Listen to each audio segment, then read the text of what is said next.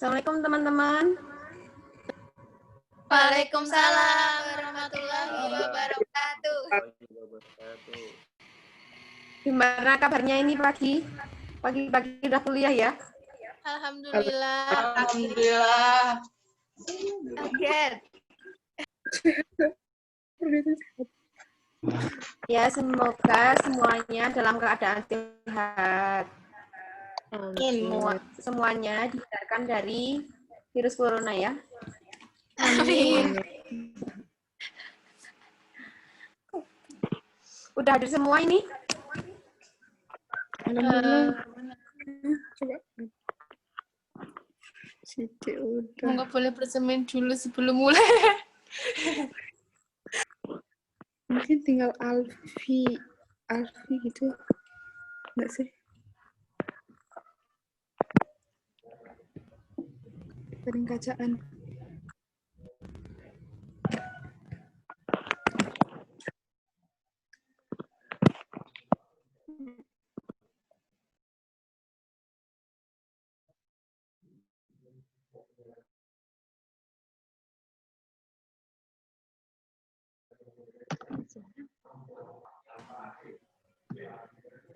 Nah, untuk teman yang belum join, silakan dihubungi ya.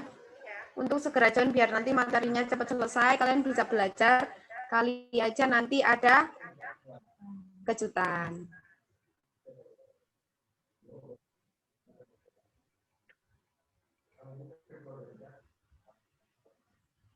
Udah mandi belum? Udah mandi.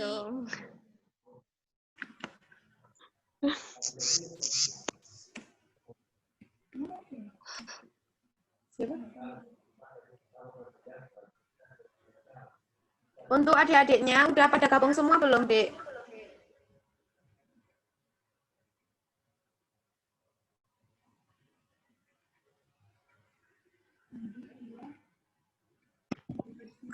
Udah, Mbak. Untuk yang semester 7 udah gabung semua?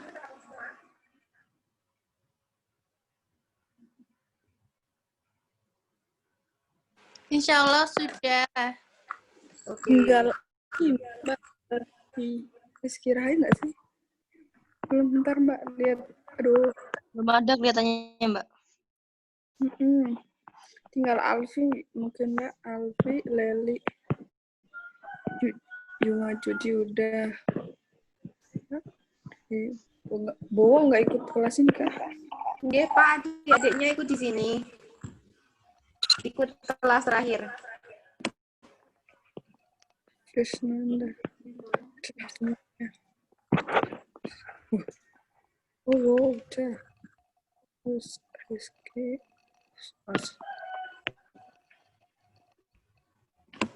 Saya buka terlebih dahulu ya. Bismillahirrahmanirrahim. Assalamualaikum warahmatullahi wabarakatuh. Waalaikumsalam warahmatullahi wabarakatuh. Gimana kabarnya teman-teman dan adik-adik semua?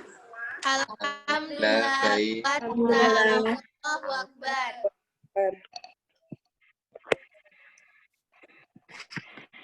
Ya, selamat datang di asistensi latihan 1, asistensi kedua, namun latihannya pertama ya, bab ekstraksi DNA. Udah pada siap menerima ilmu? Insya Allah siap. Oh, siap ya, kosongkan pikiran kalian dulu, biar ilmunya masuk. Nanti kalau ada kejutan, bisa mengerjakan. Amin. Amin.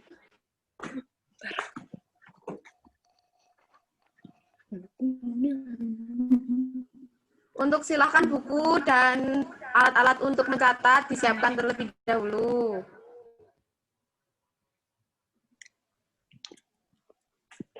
Tunjukkanlah ekspresi kalian teman-teman nanti untuk absen ya. Yeah. Suaraku muncul. Sebelum memulai asistensi pada pagi hari ini, alangkah baiknya kita membaca basmalah bersama-sama terlebih dahulu. Bismillahirrahmanirrahim. Semoga asistensi pada pagi hari ini diberi kelancaran dan kalian mudah untuk meresapi ilmu yang diberikan oleh Pak Imam. Monggo Pak Imam, bisa dimulai.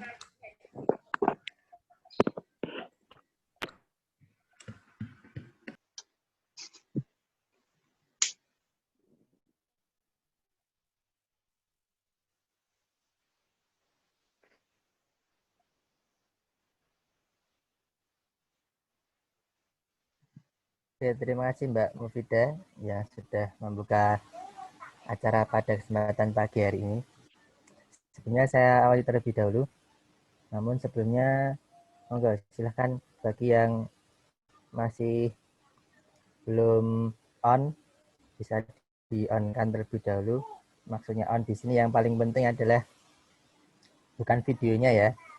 Yang penting kalian on pendengarannya, on penglihatannya, dan yang paling penting lagi yang jangan sampai lupa adalah on perhatiannya atau hatinya. Ini yang paling penting karena belajar itu perlu 3 hal dan ini wajib 3-3-nya sekaligus kalau pengen komplit dalam pembelajarannya, yaitu pendengarannya aktif, penglihatannya juga aktif, hatinya juga wajib untuk diaktifasi. Oke, saya awal dulu. Bismillahirrahmanirrahim. Assalamualaikum warahmatullahi wabarakatuh. Waalaikumsalam warahmatullahi wabarakatuh. Ya, alhamdulillah nahmadu wa nasta'inu wa nastaghfiruh wa na'udzubillahi min syururi anfusina wa min sayyiati a'malina may yahdihillahu fala mudilla lahu wa may yudlil fala hadiya lahu. Asyhadu an la ilaha illallah wa asyhadu anna Muhammadar Rasulullah. Allahumma shalli ala Muhammad wa ala ali Muhammad kama shallaita ala Ibrahim wa ala ali Ibrahim fil alamin innaka Hamidum Majid. Segala puji bagi Allah yang masih memberikan kita limpahan nikmat hingga kesempatan pagi hari ini dengan berbagai macam kondisi yang masih ada di sekitar kita, sehingga kita masih harus berjumpa hanya dalam posisi di dunia maya, belum bisa langsung bertatap muka. Namun harapannya kita tetap bisa mengoptimalkan proses pembelajaran kita. Ya, mohon maaf mungkin agak dadakan ini pengumumannya pakai Zoom. Karena kemarin ceritanya ini kita sudah nyicil rekaman sama Mbak asisten, tapi ternyata alatnya canggih sehingga kecanggihan alat tersebut tidak bisa diimbangi dengan kecanggihan alat yang lainnya, sehingga masih susah. Saya juga sudah mau mencoba membuat video tapi kok kurang pede begitu, agak grogi kalau nggak ada pesertanya asli seperti ini tuh rasanya bagaimana gitu. Masih mending kalau pakai Zoom itu, ya mohon maaf ini mungkin menyita kuota teman-teman, tapi semoga apa yang dikeluarkan ada barokahnya. Yang paling penting seperti itu, daripada kuotanya buat game online mendingan buat nge-Zoom untuk belajar, kira-kira seperti itu ya. Oke. Nah, salam semoga senantiasa tercurah limpahkan kepada Nabi Muhammad SAW dan harapannya kepada sahabat warga beliau, dan harapannya kita termasuk para pemuda yang kemudian berusaha untuk meneruskan perjuangan beliau, sehingga harapannya Islam yang dulunya pernah berjaya di muka bumi ini kembali lagi bisa berjaya kembali melalui estafet kecil, langkah-langkah perjuangan kecil kita, kurang lebih seperti itu.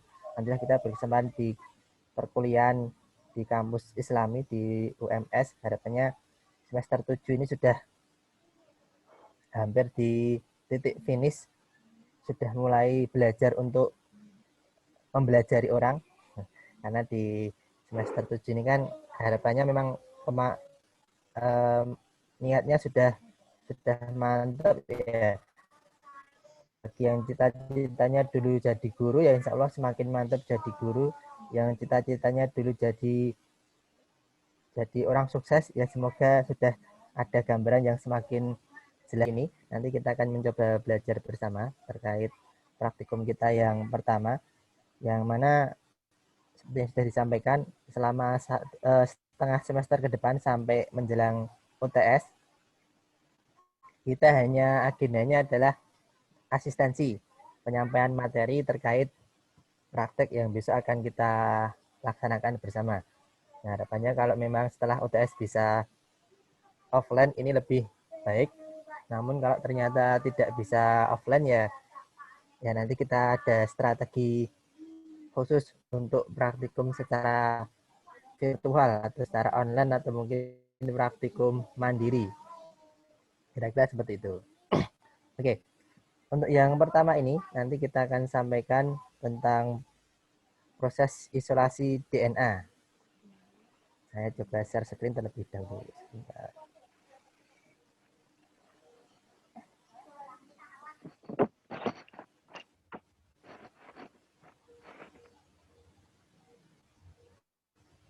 Sudah muncul ya? Kasih ekspresi kalau sudah. Oh, sampun, alhamdulillah sudah muncul. Ini yang merekam ada Mbak Mufidah atau siapa? Sampun Pak, Mbak Fitri. Oh, Mbak Fitri. Oke. Ya, terima kasih kepada Mbak Asisten yang sudah menyediakan sarana untuk kita semuanya pada kesempatan pagi hari untuk belajar bersama. Dan harapannya kalau direkam bagi teman-teman yang tidak bisa secara live menyimak materi kita, harapannya nanti bisa menyimak ketika sudah di save dan dikirim ke media-media yang ada. Oke, insya Allah hari ini kita akan belajar dasar-dasar tentang teknik ekstraksi DNA atau teknik isolasi DNA. Lebih khususnya untuk proses pembelajaran kita besok, kita baru mencoba untuk isolasi DNA dari buah yang tidak bahaya. Kalau ekstraksi DNA-nya dari virus, nah ini harus berhati-hati. Atau mungkin isolasi RNA dari virus, ini juga harus hati-hati. Seperti sekarang kan lagi ini ya musimnya virus corona ya, nggak tahu ini musimnya kapan akan berlalu, belum diketahui. Itu juga pada mainan ekstraksi, para pejuang lab itu mainannya ekstraksi. Yang diekstrak itu dari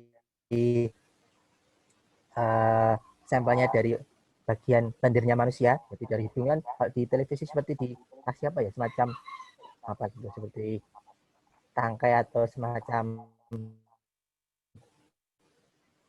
supet atau apa, saya juga kurang tahu, atau pipet, kemudian disedot lendirnya. Nah itu di situ insya Allah ada virusnya, kemudian diekstraksi. Dan untuk ekstraksi RNA virus ini harus prosedur hati-hati, karena berarti kan sama saja hampir mengambil virusnya. Kalau nempel ke kita itu bisa bahaya. Nah, maka untuk proses pembelajaran kita hanya menggunakan buah saja yang ini cukup mudah dan tidak berbahaya. Ini mungkin yang lain bisa di-off-kan dulu mikrofonnya, sepertinya ada suara yang mantul. Sudah? Oh, sudah. Oke, kita lanjutkan. Nah, buah apa saja yang akan kita gunakan besok ini masih belum tahu pasti, tergantung kondisinya. Kalau tahun lalu beberapa yang sudah kita gunakan gambarnya mungkin ada di sini.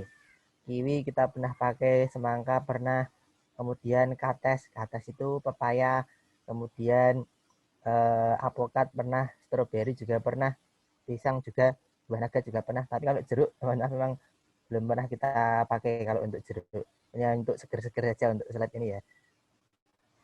Oke, pagi hari kalau makan buah itu paling menyegarkan. Bagus untuk kesehatan bagi yang terbiasa. Ada yang biasa pagi hari minum jeruk? Nggak ada. Minum air putih. Oh, air putih. Nah, kalau ada yang pagi-pagi minum jeruk itu tidak masalah kalau tidak ada kendala. Nah, kalau saya sendiri biasa pagi-pagi makan buah itu tidak masalah. Bahkan buah-buah kecil tidak masalah. Bahkan saya pernah dengar kalau yang punya sakit apa namanya, asam lambung, itu pagi hari malah disarankan minumnya ini, jeruk nipis tanpa gula untuk treatment. Aneh ya, masa katanya asam lambungnya naik malah ditambahi asam. Tenang saja, asamnya lambung itu lebih asam daripada asamnya jeruk. Jadi ketika minum jeruk tidak akan menaikkan asam lambungnya. Itu treatment bagi yang ada asam lambung. Tidak ada yang jatuh. Oke, kita lanjutkan. Nah, apa tujuan praktikum kita besok? Yang pertama kita akan mempelajari atau mendemonstrasikan mempraktekkan sendiri bagaimana teknik isolasi DNA dengan cara sederhana. Nah, teknik yang kita lakukan besok adalah teknik yang sangat sederhana. Bahkan ketika kalian besok terpaksanya praktikum di rumah, ini pun bisa dilakukan secara mandiri. Yang penting kalian dapat bahan dan alatnya. Bahannya pun cukup mudah. Mungkin larutan yang sedikit agak susah meskipun juga bisa itu alkohol. Tapi insya Allah cukup mudah. Meskipun kalau pengen bagusnya, yang paling bagus itu nanti bahannya pakai isopropanol itu lebih bagus. Jadi akan coba kita praktekkan biar kalau ada yang tanya kuliah di biologi pernah isolasi DNA atau belum? Yo ya pernah lah meskipun dengan cara sederhana. Kalau yang sudah caranya ekspor itu memang tidak menggunakan reagen-reagen biasa, memang kita reagennya terstandar, tetapi secara prinsip tahap-tahapannya itu sangat mirip. Hanya ada beberapa modifikasi saja. Nah, nanti akan kita pelajari bersama. Kemudian memahami peran reagen dalam proses ekstraksi atau isolasi DNA. Kemudian memahami urutan kerjanya dalam proses isolasi DNA. Nah, ini untuk reagen-reagennya pun baik reagen sederhana maupun reagen yang terstandar, reagen yang kita beli pakai kit seperti itu beberapa fungsi reagennya mirip dengan reagen yang sederhana sebenarnya. Dan cara kerja, urutan kerjanya pun juga mirip. Nah, maka dari itu yang paling penting kita paham. Jadi ketika di berita-berita ada yang menceritakan isolasi begitu, bukan isolasi karena terpapar COVID ya. Maksudnya mengekstraksi DNA atau mengekstraksi RNA, itu kita sudah ada gambaran lebih terperinci, kira-kira seperti itu. Nah, kalau ada sebuah pertanyaan, bagaimana kamu dapat dari situ apa? Menentukanlah kira-kira seperti itu. Suatu individu itu adalah keluarga. Nah, bisa Pak, ini kan misalkan rambutnya keriting, oh berarti ya nanti keluarganya keriting-keriting semua. Wah, enggak gitu juga. Atau mungkin lihat dari morfologinya kelihatan. Nah, itu mungkin tapi beberapa kadang agak susah juga ketika kita hanya sekedar melihat morfologi.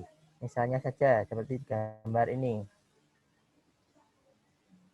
Nah, apakah mereka berkeluarga atau tidak si kucing-kucing ini? Nah, kalau kita tidak mengetahui silsilahnya, susah. Mungkin kalau kita yang melihara sendiri, dari indukan anak-anaknya bisa tahu. Tapi kalau misalkan terjadi di alam liar, nah, ada citah, ada jerapah, dan juga organisme yang lainnya dalam sebuah populasi yang besar, bagaimana komposisi populasinya, apakah ini populasinya itu memang dia itu satu kerabat dekat ataukah dari dua populasi yang kemudian berbeda dan jadi satu. Nah, karena ada migrasi, nah ini bisa kita analisis juga dengan DNA atau manusia. Ini meskipun ini kelihatannya keriting, ini juga keriting, ini anaknya semua. Tapi belum tentu juga, siapa tahu ketika dites DNA, ternyata ini anak angkat, belum dikasih tahu saja kepada anaknya, bisa jadi meskipun kelihatannya mirip. Kan beberapa ada ya di kampung-kampung tuh yang belum punya anak, akhirnya angkat anak, tapi ternyata pas gede kok agak-agak mirip dengan orang tua angkatnya. Dikira anak kandung, tapi ternyata anak di luar kandungan, maksudnya bukan kandungannya sendiri. Jadi cuma anak angkat.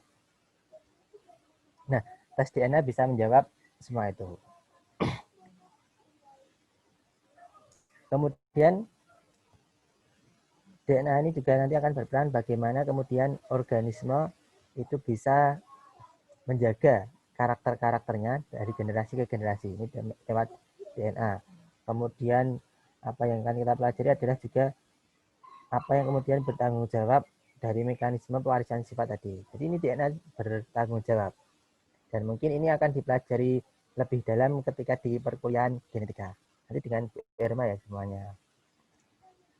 Oke, kemudian di mana kita bisa menemukan struktur DNA ini? Apakah bisa ditemukan di seluruh tubuh ataukah sel-sel khusus? Dan bagaimana caranya? Nanti ini yang akan kita coba sampaikan di praktikum. Kemudian Nah, ini yang kita akan buktikan di praktikum nih. Bagaimana wujud DNA itu kalau dilihat. Nah, ini kelihatan kayak gimana ya wujud DNA. Apakah bentuknya itu seperti yang di buku-buku, gambarnya indah, warna-warni, ada huruf AGCT, AGCT. Nah, ternyata nanti akan kita lihat bersama. Semoga bisa benar-benar dilihat. Dan semoga tidak kecewa dengan wujud asli dari DNA. Kalau untuk fungsi dan peranannya dan mekanismenya dalam proses pewarisan sifat, ini juga akan kita pelajari nanti lebih lanjut di praktikum-praktikum yang lainnya. Nah, ini ya, yang mungkin kalau kalian melihat atau mungkin ketik DNA di Google, DNA kemudian pilih picture atau gambar, maka yang akan muncul DNA itu gambarnya kurang lebih yang seperti ini. Double helix, seperti pita yang terpilin. Yang sebenarnya kalau ini terpilin dan terus digulung, nanti dia bisa membentuk kromosom. Nah, bentuk kromosom ini tidak kemudian bisa ditemukan di sepanjang bentukan dari sel-sel tubuh yang ada di suatu organisme. Bentuk kromosom hanya akan terbentuk ketika sel itu mau membelah. Nanti akan disampaikan di perkuliahan, yaitu dalam proses mitosis atau mungkin meiosis. Si kromosom ini baru akan terlihat. Nah, sedangkan DNA itu terus gimana cara melihatnya?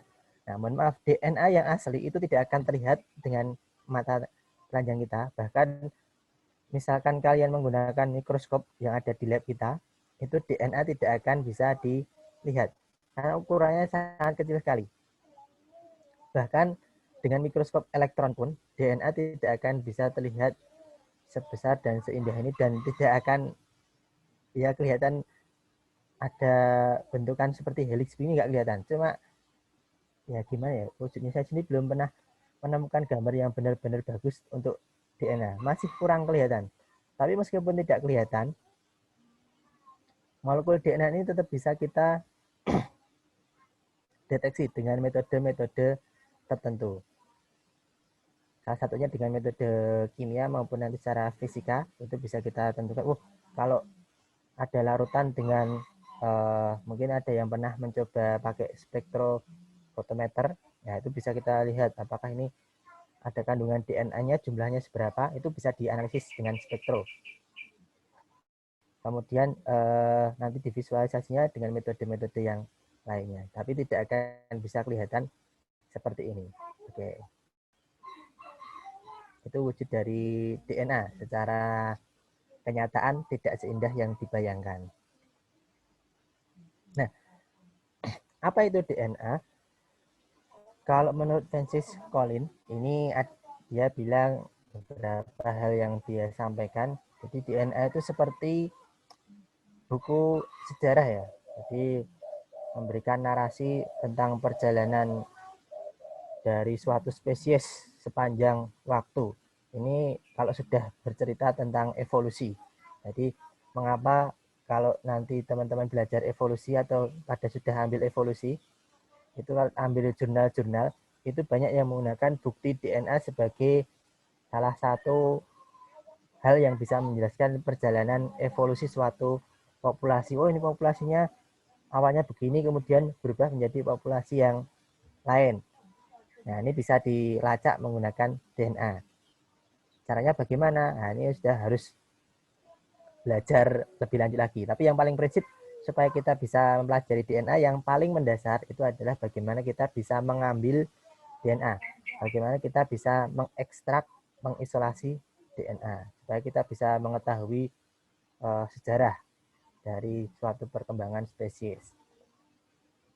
Di sini di DNA itu juga berisi submanual. Jadi manual-manual atau semacam petunjuk-petunjuk kerja atau blueprint dari semua bagian organ-organ penyusun tubuh organisme.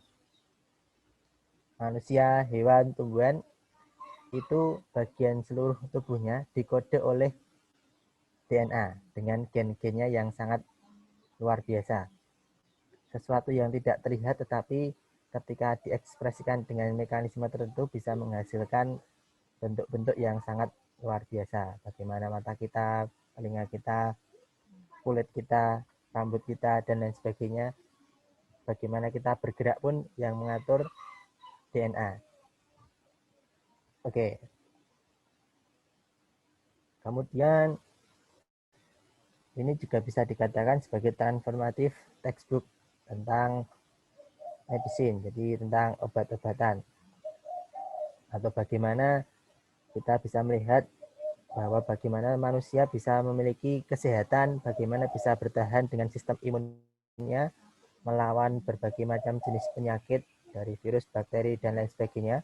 Itu pun kode-kode genetiknya itu ada di DNA.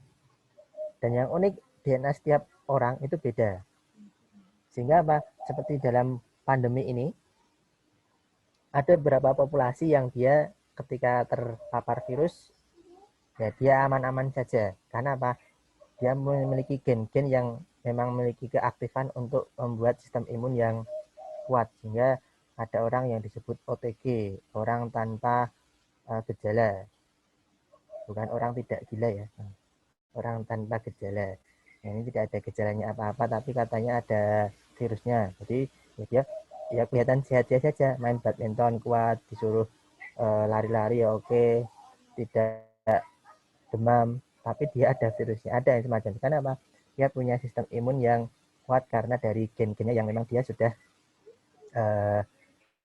diberikan kelebihan. Tapi juga ada sebagian dari populasi manusia kita yang gen-gennya ternyata kurang kuat, sehingga ada yang kena virus, ada gejalanya yang ringan, ada yang gejalanya sedang, ada juga yang kena virus karena imunnya dari gennya ini tidak ada, sehingga dia sangat rentan, juga ada yang semacam itu. Ya bersyukurlah bagi yang masih sehat-sehat saja. Ini kita belum tahu karena teman-teman belum dites DNA semuanya, saya yakin.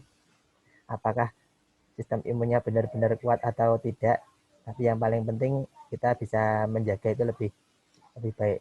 Dan yang paling penting semua bentuk pertahanan yang paling baik itu adalah pertahanan dari yang menciptakan pertahanan itu sendiri. Bagaimana kita meskipun kelihatannya nggak kuat, tapi kalau Allah mentakdirkan sesuatu yang lain, bisa jadi kita kuat atau tidak akan terkena. Tapi yang paling penting bagaimana usaha kita.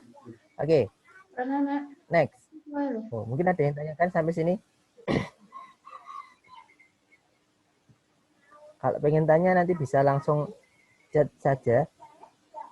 Bisa, tidak usah nunggu saya berhenti ngomong kalau lewat chat. Tapi kalau misalkan mau ngomong langsung bisa raise your hand. Jadi angkat tangan, bukan angkat tangan ya, bisa melambaikan tangan.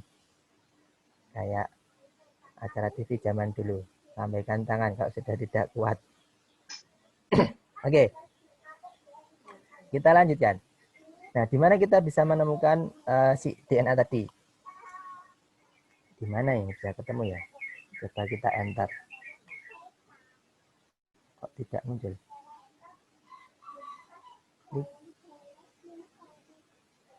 Oh, ini sudah muncul.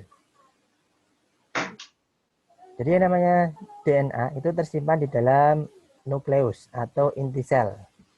Sehingga kita bisa menemukan DNA ini di seluruh tubuh kita kecuali ini. RBC. Red blood cell atau sel darah merah. Ini enggak ada DNA-nya. Jadi misalkan teman-teman mengekstraksi DNA dari darah merah dari manusia, itu tidak akan ketemu DNA-nya. Pak, itu kok katanya bisa mengambil DNA dari darah. Nah, yang diambil DNA-nya itu bukan dari sel darah merahnya, tapi dari sel-sel darah yang lain. Karena kalau sel darah yang lain, untuk sel darah yang lain seperti darah putih, darah, dan juga yang lainnya itu masih ada inti selnya, sehingga bisa kita ambil DNA-nya. Kira-kira seperti itu. Nah, kayaknya ada yang ngechat. Siapa tahu pertanyaan. Oh, presensi. Silahkan untuk presensi bisa diisi link berikut. Presensi dibuka ketika Zoom masih berlangsung. Oke, Mbak. Oke. Kita lanjutkan.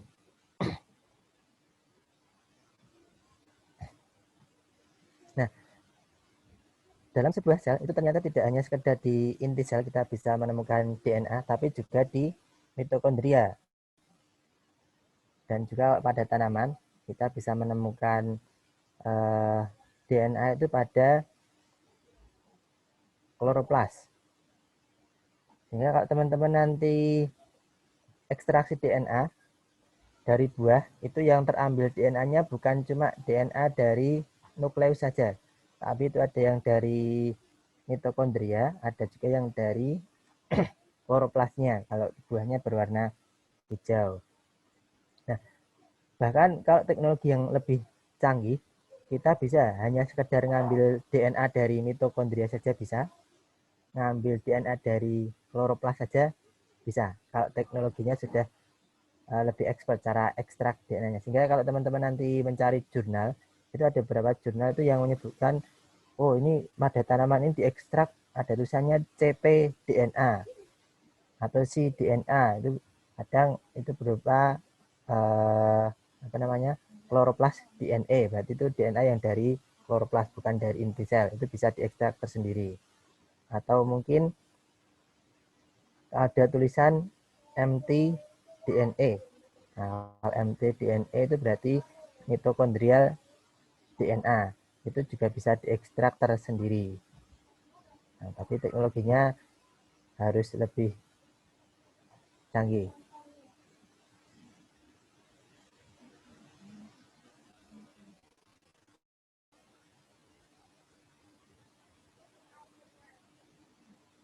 Oke, sampai sini ada yang ingin tanyakan dulu mungkin? Belum.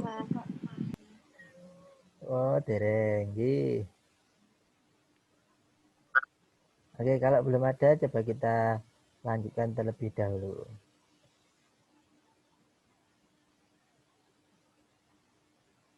Oh, saya pengen tanya, misalkan kalau di bunga warnanya merah, itu ada DNA-nya nggak kira-kira? Bunga warna merah. Ada kayaknya. Ada DNA? Ada, Pak. Ada nggak? Ya, Ada. kenapa ada? Ada? Coba ada yang mau menyampaikan alasan? Ada kayaknya.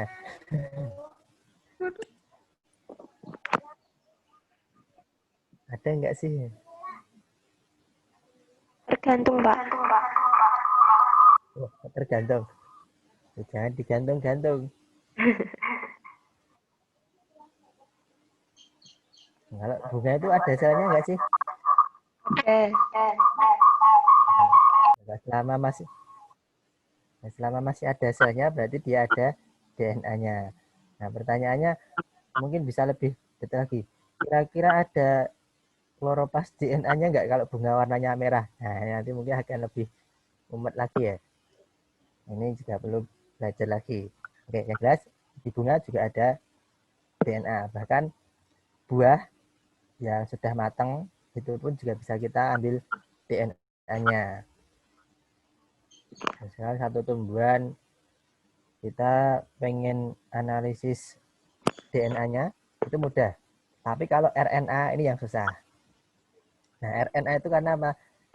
Beberapa jenis RNA itu hanya diekspresikan pada saat-saat tertentu. Misalnya, saya dulu penelitiannya itu tentang melon ketika S2. Jadi lebih tepatnya dari aroma melon, aroma buah melon. Nah, itu kita tidak bisa langsung mengambil RNA dari daunnya karena RNA ini ekspresinya spesifik. Jadi memang saya harus nanam melon dari tanamannya kecil sampai kemudian besar, tumbuh buah, baru kemudian kita bisa ambil RNA-nya dari buahnya. Jadi RNA itu tidak bisa sembarangan diambil, harus timingnya tepat karena terekspresinya tidak setiap saat. Pak mau ngambil RNA untuk wanginya melon tapi di daun ada enggak?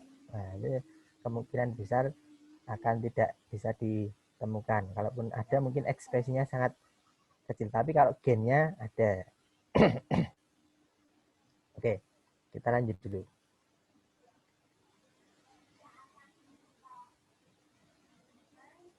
Oke, ini sekedar gambaran seberapa ukuran DNA. Jadi dalam ukuran aslinya si DNA pada manusia ini, untuk manusia ya, itu dari sebuah sel, dari satu buah sel, itu memiliki total DNA yang panjangnya kurang lebih 3 meter. Dari satu sel ya, dari satu sel dari tubuh kita. Nah, bayangkan kalau dari semua sel, tentunya tinggal dikali saja 3 meter dikali berapa juta atau miliar sel yang ada di tubuh kita. Berarti mungkin sudah entah bisa ngelilingi Pulau Jawa berapa kali mungkin ya. Nah, itu panjang dari si DNA dalam sebuah sel. Nah, apa demikian? Ya, memang karena dia punya ukuran yang sangat kecil sekali. Nah, meskipun dia sangat panjang, bagaimana dia bisa ada di sebuah nukleus saja, bukan hanya cuma di sel ya, bahkan di tempat yang lebih kecil dari sel, yaitu di intinya sel. Itu karena si DNA itu punya ukuran yang sangat kecil sekali. Seperti yang kita sampaikan, bahkan dengan mikroskop elektron pun bentuk yang semacam ini tidak bisa kita lihat, nggak kelihatan. Teman-teman kemarin sudah mencoba praktikum di anatomi tumbuhan, mungkin melihat kromosom yang seperti ini saja pakai mikroskop cahaya susah, masih kelihatan sangat kecil. Nah, padahal yang namanya kromosom itu aslinya adalah DNA yang panjang banget seperti ini, yang kemudian digulung-gulung sampai sangat padat sekali dengan tambahan-tambahan protein. Apalagi kalau kromosom ini diurai tanpa protein, nah, bisa dibayangkan betapa kecilnya si rantai DNA ini secara aslinya. Dan lebih seperti itu.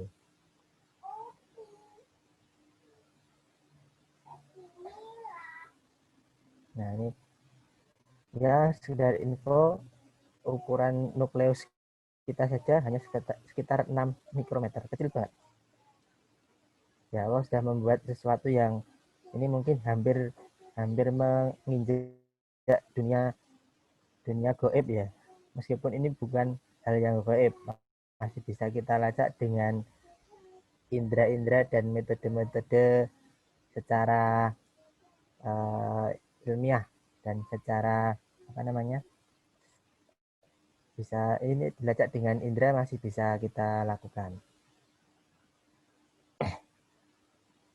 Nah, ini sebagai tambahan informasi lagi, mungkin teman-teman juga sudah tahu sebelumnya bahwa setiap single cell dari tubuh kita itu ada 46 kromosom, dan sering disampaikan kalau ada pertanyaan berapa jumlah kromosom manusia, itu sering jawabannya adalah 46 kromosom atau 23 pasang total genomnya. Nah, ini sering banyak yang hafal, tapi ternyata banyak yang belum benar-benar paham dengan maksud 46 ini. Jadi yang dimaksud dengan 46 ini itu adalah dari setiap single selnya. Dari setiap satu selnya itu isinya ada 46 kromosom. Jadi bukan dari total tubuh satu manusia ada 46, itu bukan. Tapi itu dari satu selnya, setiap selnya itu ada 46 kromosom. Itu yang perlu dipahami. Sehingga kalau teman-teman nanti mungkin ada yang ternyata berkesempatan belajar lebih lanjut dan main-main kromosom atau main-main gen atau main-main DNA, maka 46 kromosom ini bisa kita temukan di mata kita, paru-paru kita, atau mungkin kaki, kepala, pundak, lutut, kaki, mata, hidungnya nggak ada, dan pipi. Ini ada total semua 46 sama, tidak ada yang beda dari semua, dari ujung rambut sampai ujung kaki itu semuanya 46 kromosom. DNA-nya sama, kecuali tadi ya darah merahnya nggak ada DNA. Oke, itu gambaran tentang untuk manusia. Bagaimana dengan tumbuhan? Nah, kalau tumbuhan misalkan ada tumbuhan, oh bawang merah punya 16 kromosom mungkin. Dan 16 itu kalau kita kemarin prakteknya menggunakan akar, ketika di anatomi tumbuhan, atau besok kita juga praktek lagi, 16 kromosom itu bukan cuma di akar saja, tetapi 16 kromosom itu juga ada di bagian mungkin daunnya atau bahkan sampai ke bunganya. Itu punya 46 lagi, 16 kromosom. Kira-kira seperti itu. Jadi sama, dari semua bagian tubuh itu sama. Sehingga apa konsekuensinya? Misalkan ini ada orang seperti ini, kemudian terjadi proses kejahatan, ini dimutilasi, kepalanya dipotong, tangannya dipotong, kakinya ini hilang ya, ini kaki ya, tangan kiri dipotong, kaki kanan dipotong, ini dibuang di kampus UMS, ini dekat rumah kalian, kepalanya sampai ke Jogja begitu. Ini tetap bisa kita lacak dengan DNA. Ini tangannya beneran punya si korban yang kita temukan di Solo atau bukan? Kepalanya yang di Jogja ini satu korban atau berbeda korban? Ini bisa kita pastikan dengan DNA. Karena kalau sama ya berarti dia satu tubuh. Tapi kalau DNA sudah beda, berarti ada dua korban yang berbeda. Berarti ada yang belum ditemukan lagi. Nah, itu seperti itu. Atau lebih ekstrimnya lagi, misalkan ada orang banyak naik pesawat, pesawatnya meletus karena kena roket seperti kemarin di mana itu yang di rudal. Nah, itu meskipun organnya sudah pada terpencar-pencar, campur-campur sama korban yang lain, itu tetap bisa dikumpulkan jadi satu kalau niat. Misalkan ini tangannya si A, ini kakinya si B, kepalanya ini punyanya si D, itu bisa dilacak karena DNA dari satu tubuh itu plek sama. Tapi kalau sudah beda individu, meskipun sama spesiesnya, itu bisa sudah ada perbedaannya. Itulah keunikan yang Allah berikan pada manusia. Sehingga contoh gampangnya hasil ekspresnya, nggak ada manusia di sini satu kelas kok wajahnya sama persis, nggak ada. Tapi kalau yang mirip-mirip mungkin ada ya. Oh, ini wajah-wajahnya model-model tipe bulat telur, ini tipe bulat telur terbalik, ini tipe jorong, tipe segitiga terbalik, lancip, penyudip, itu daun ya. Oke, lanjut dulu. Atau mungkin ada yang tanyakan dulu sampai di sini. Bebas tanya, tidak bayar. Sharing, Pak. Oh, dereng enten. Belum, Pak. Oh, belum. Ya, alhamdulillah. Ini sudah jelas atau masih belas ini? 50-50, Pak. Ya, karena 50-50. Waduh, 50-50 nih. Kayak tandingan saja. Ini karena kalau belum ada pertanyaan itu ada dua prediksi. Prediksi pertama, wah alhamdulillah sudah jelas full semuanya paham. Yang kedua, ini masih loading sehingga tadi 50-50. Ini maksudnya apa itu? Dan masih memikirkan apa yang ingin saya tanyakan. Bingung apa yang dibingungkan. Itu yang lebih repot. Salah satu ciri orang pintar itu kalau sudah tahu apa yang dibingungkan. Tapi kalau orang mendekati pintar biasanya masih bingung apa yang dibingungkan. Ini berarti masih proses menuju pintar. Oke. Ada orang yang ingin tanya di sini? Bukan berarti saya yang paling pintar enggak ya? Saya itu orang bodoh, makanya pengen pintar. Kalau orang pintar sih enggak usah tanya-tanya, udah tahu semuanya. Oke. Baiklah, kalau masih loading, siapa tahu nanti ketika di perjalanan ada yang ingin ditanyakan, langsung boleh diketik di atau mungkin dikirim pesan di bawah ini. Oh, enggak ada yang enggak muncul. Atau lewat WA silahkan untuk diskusi. Oke. Kita lanjutkan. Sambil ngecek jam. Mana ini kliknya? Klik. Kok enggak jalan? Oke. Nah, apa toh fungsi dari mempelajari DNA? Ngapain sih kita belajar di biologi kok diajari isolasi DNA ini? Kira-kira memang ada manfaatnya atau cuma iseng-iseng saja? Masa isolasi DNA cuma kayak begitu? Mungkin seperti itu bayangannya. Nah, ini sangat ada manfaatnya. Meskipun isolasi DNA yang kita lakukan besok itu sangat sederhana sekali. Karena gambaran umumnya saja, mungkin ada yang sudah baca-baca modulnya. Gambaran isolasi kita besok itu gampang banget. Reagennya cuma gampang. Ada sabun, bisa pakai sunlight, nah, sebut merek nggak masalah ya. Pakai sunlight atau sabun deterjen yang lain, dicampur garam. Wah, ini mau bikin oralit atau apa ya? Plus aquades atau air. Ini kan gampang banget. Coba jangan campur seperti itu. Jadi air plus garam seperti mau bikin oralit plus sabun. Tapi kalau udah dikasih sabun jangan diminum. Dikasih sabun, kita aduk-aduk. Nah, jadilah larutan buffer. Kemudian buah yang akan kita ekstrak tinggal kita lumat-lumat saja, jangan dikunyah ya, jangan dikunyah. Cukup dilumat-lumat pakai tangan saja, diremes-remes atau mungkin diulek-ulek boleh. Tapi kalau dikunyah-kunyah kemudian dilepeh itu jangan. Itu nanti akan ada kontaminasi dari DNA manusia juga.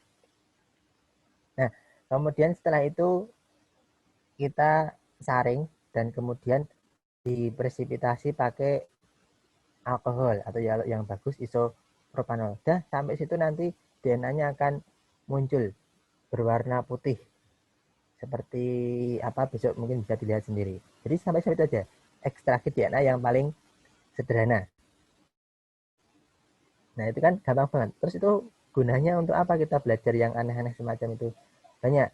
Meskipun kelihatannya sederhana, tapi sudah kita sampaikan, teknik yang expert pun itu logika cara kerjanya itu sama, mirip, kira-kira seperti itu.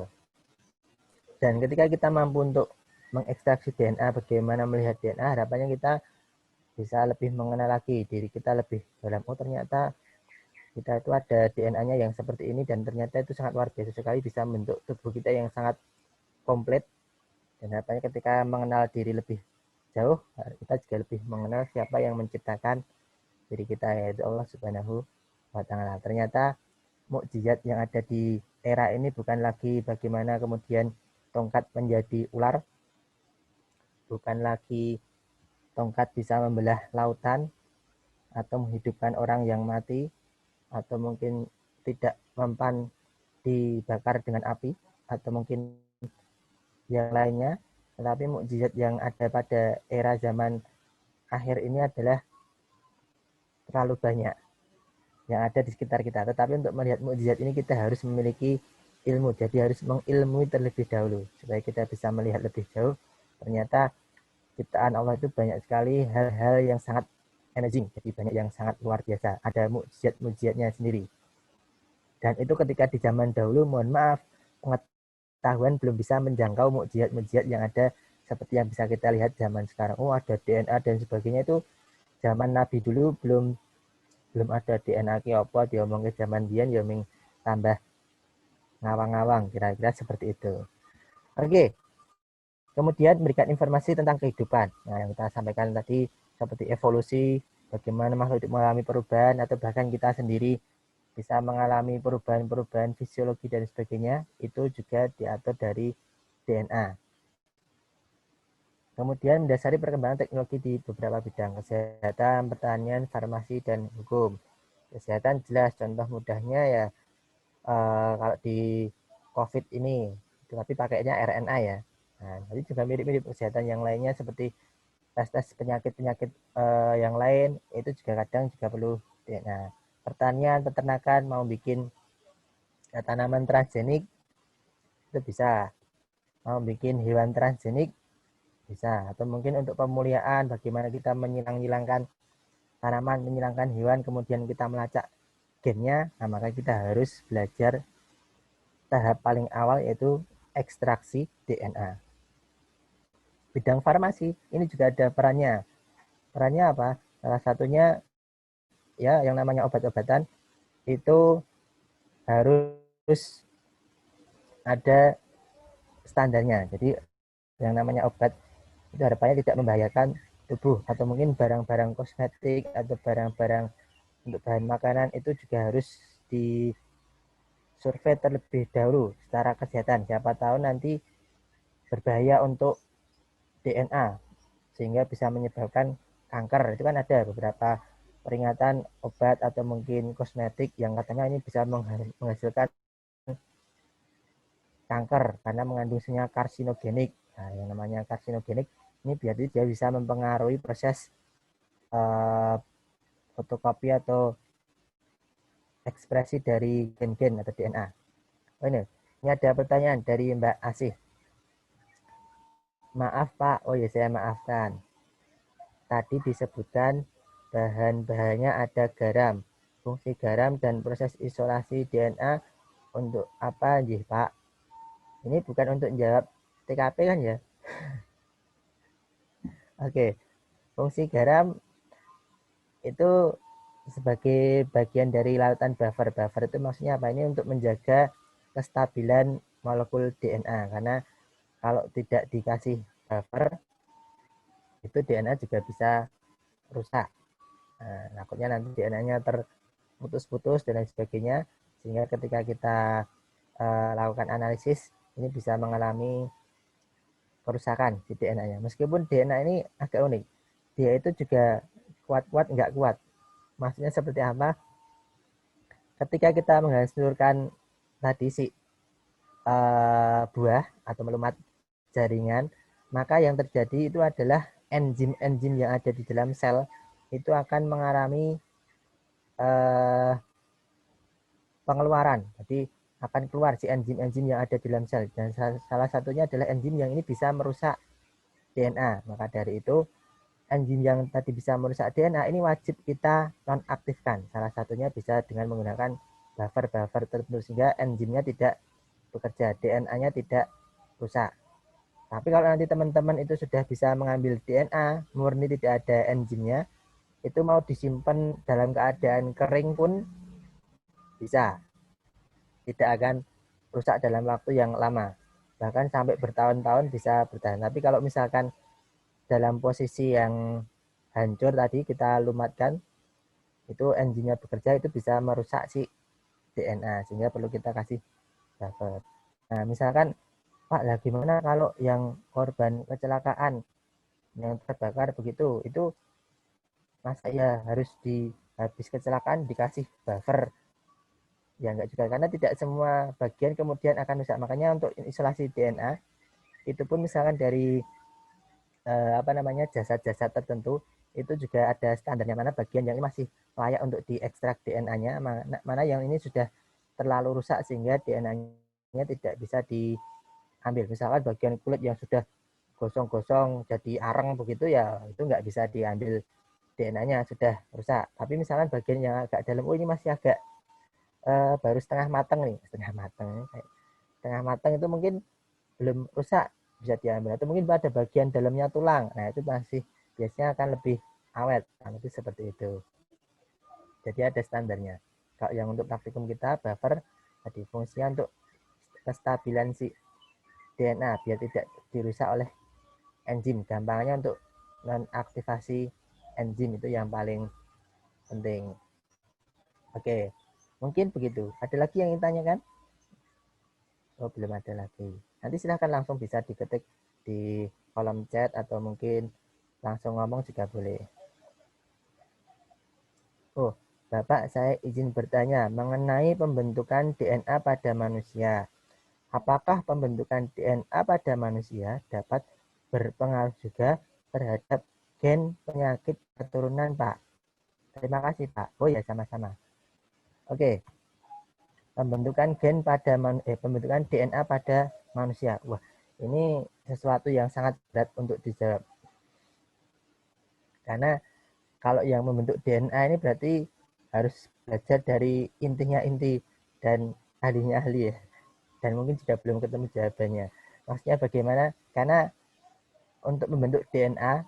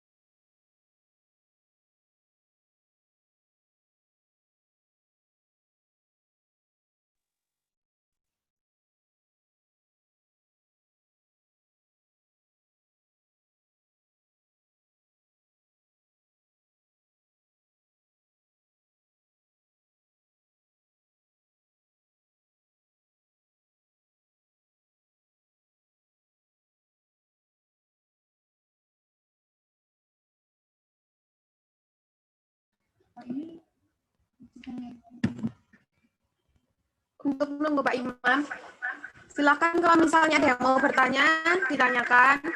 Kalau malu-malu untuk bicara, ya silakan ditulis di chat ya.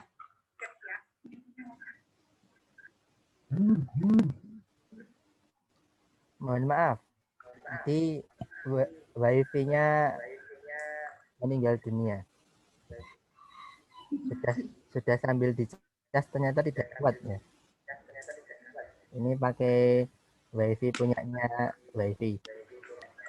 Ini Pak, mau kenapa-napa. Oke, alhamdulillah. Tadi sampai mana ya? Saya cek dulu. Share screen lagi.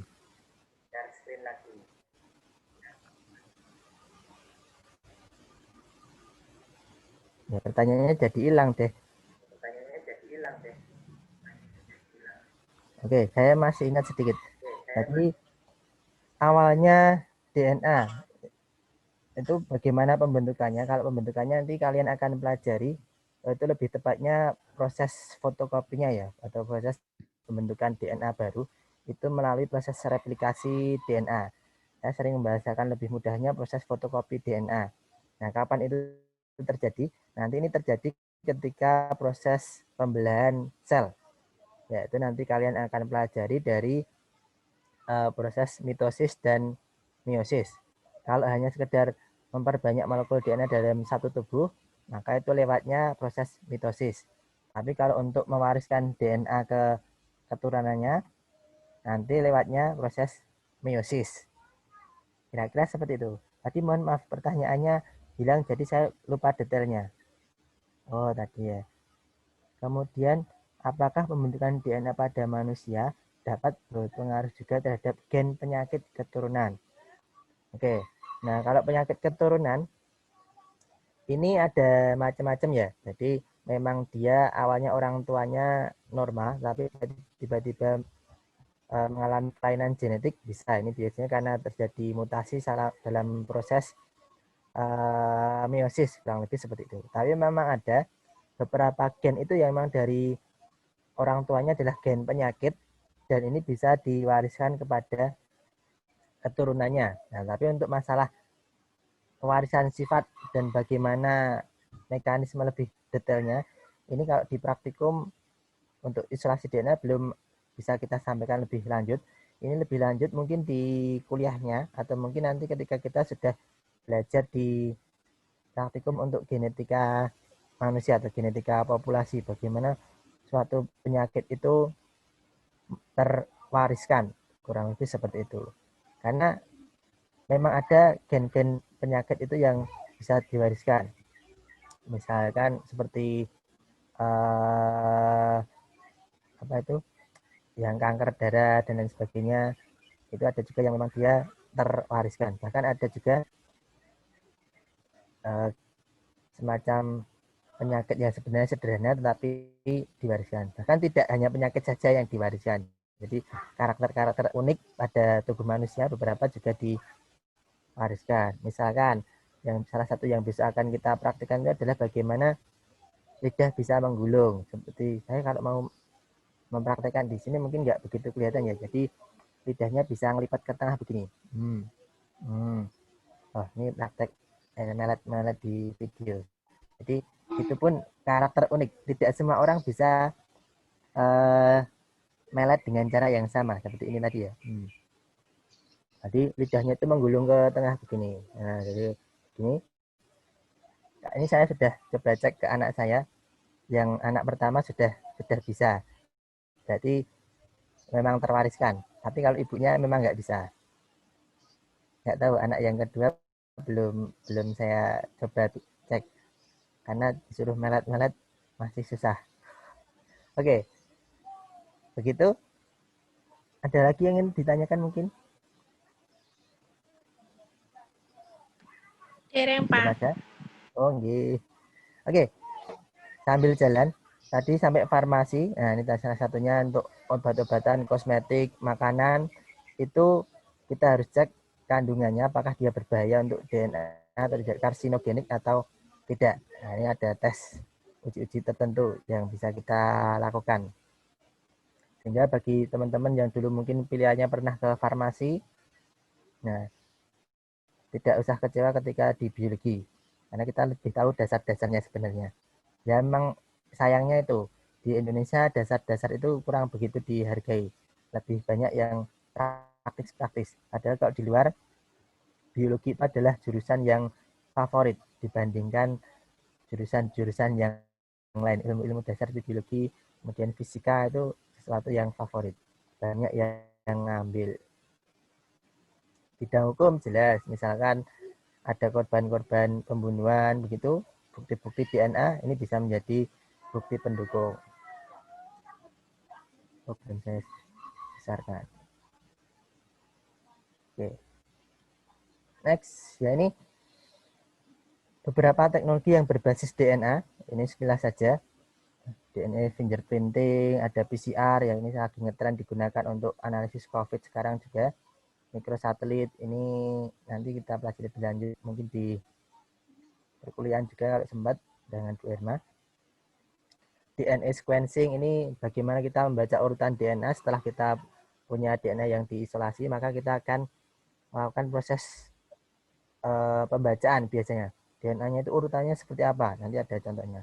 Transgenik, DNA barcoding, RFLP ini apa? Ini ada gambarnya. Nah, ini contoh DNA fingerprinting. Jadi setiap individu itu kalau kita cek DNA-nya bisa sangat unik.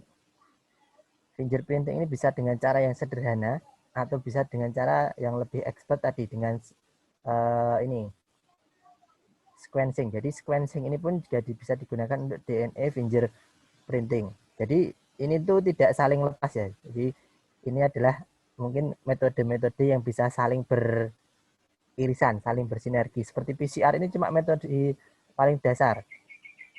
Dari PCR ini nanti bisa dilanjutkan untuk fingerprinting, bisa untuk analisis mikrosatelit, bisa DNA sequencing, bisa transgenik, bisa barcoding, bisa. Jadi memang sesuatu yang sangat saling bersinergi. Berarti fingerprinting ini banyak caranya. Ada yang menggunakan sederhana cuma pakai sekilas ini hanya PCR sederhana. Hasilnya yang pernah saya lakukan ketika S1 dulu, mainannya seperti ini. Mencari DNA yang berpendar. Garis-garis begini. Yang kelihatan bagus ini penggaris. Bukan ini ya, bukan ini penggaris asli. Tapi kalau yang ini namanya penggaris DNA, sering disebut dengan marker atau leader. Jadi ini untuk menentukan nanti berapa ukuran DNA yang ada di sebelah samping kanan kirinya ini. Nah, misalkan biasanya yang paling bawah itu yang paling ringan, yang paling pendek. Jadi 100, 200, 300, 400, 300, 400 base pair mungkin seperti ini. Jadi misalkan seperti ini ya, kita bisa kira-kira ini ukurannya berapa. Dan satu baris begini, ini satu sampel. Bawah begini satu sampel. Kita bisa lihat di sini tiap sampel punya pola garis-garis yang beda. Misalkan pada lajur ini. Ini ada yang gede begini cuma ada 4. Tapi yang ini 1, 2, 3, 4, 5 mungkin ada lagi. Dan ukurannya beda-beda. Nah ini bisa digunakan sebagai fingerprint. Jadi karakter yang khas, yang berbeda-beda dari DNA. Ini yang sederhana. Kalau yang lebih tinggi lagi, pakainya sequencing langsung. Tapi teknologinya lebih susah dibandingkan cuma pakai PCR biasa semacam ini yang kemudian di elektroforesis. Nah ini alat yang namanya PCR. Bagi yang belum pernah melihat, ya mohon maaf di lab kita masih belum punya. Bahkan ketika saya dulu di kampus saya sendiri, ketika saya masih S1, itu lab saya meskipun labnya katanya lab genetika malah belum punya. Jadi belum punya PCR ini. Kita dulu harus lari main PCR-nya ini ke pertanian. Pindah fakultas, jadi pinjam di sana. Bahkan ketika saya S2 ini baru punya yang seperti ini, tapi saya udah nggak pakai lagi, cuma pakai sebentar. Tapi makainya yang sekarang sering dipakai untuk analisis COVID, yaitu yang sering disebut dengan RT-PCR atau real-time PCR, itu yang kita pakai ketika S2 dulu, bantu dosen. Dan di lab saya juga belum punya. Akhirnya dulu harus mengungsi ke bahkan kampus lain. Sebenarnya di Fakultas Kedokteran UGM ada, tapi saya dulu karena katanya antrinya banyak, akhirnya larinya ke UNY. UNY dulu punya Universitas Timurnya UGM, UNY.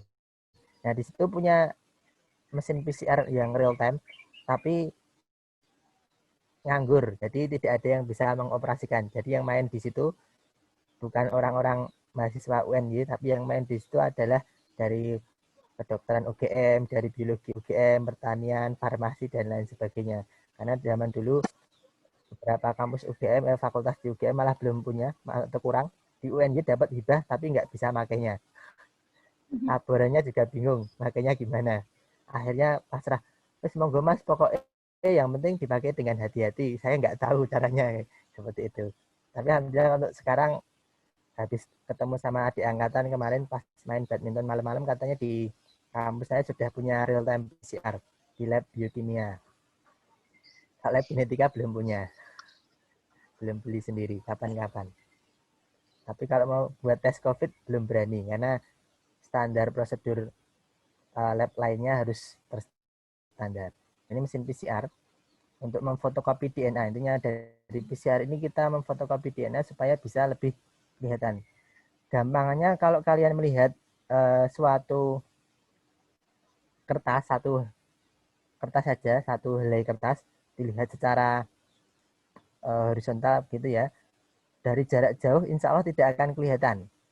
Tapi kalau itu difotokopi sampai menjadi bertumpuk-tumpuk jadi satu buku, nah misalkan ini saya dari kertas ya, ya sudah, misalnya jadi satu buah buku, mungkin jadi 1000 halaman, itu dari jarak jauh itu bisa kita lihat. Nah, imajinasi dari proses PCR itu semacam itu. Jadi benang DNA dengan mungkin halaman tertentu, kita pengen nembak gen tertentu, cuma satu halaman saja yang ingin kita perbanyak, itu tidak akan kelihatan ketika kita tidak perbanyak. Maka halaman itu harus kita perbanyak dulu dengan berapa kali fotokopi, sehingga itu bisa tervisualisasi. Gambarannya nanti yang seperti ini. Nah, garis-garis seperti ini sebenarnya satu fragmen DNA yang dia sudah difotokopi, sehingga satu blok kecil ini, satu yang berpendar ini urutan DNA-nya itu sama. Urutan DNA-nya sama. Tapi kalau dengan atasnya dengan bawahnya sudah beda. Nah, ini ada banyak DNA, tapi sebentar.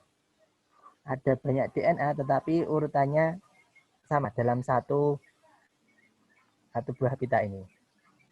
Nah, itu karena sudah difotokopi. Kalau nggak difotokopi, nggak di PCR dulu, ini tidak akan kelihatan benang seperti ini. Jadi ribetnya fotokopi DNA seperti itu, ini memfotokopi sesuatu yang tidak kelihatan. Jadi ketika teman-teman dulu main DNA, ketika sudah nemu sesuatu yang menyala-menyala begini itu suatu kebahagiaan tersendiri, karena perjuangan untuk bisa menemukan optimasi proses fotokopinya untuk bisa kelihatan jelas berpendar begini.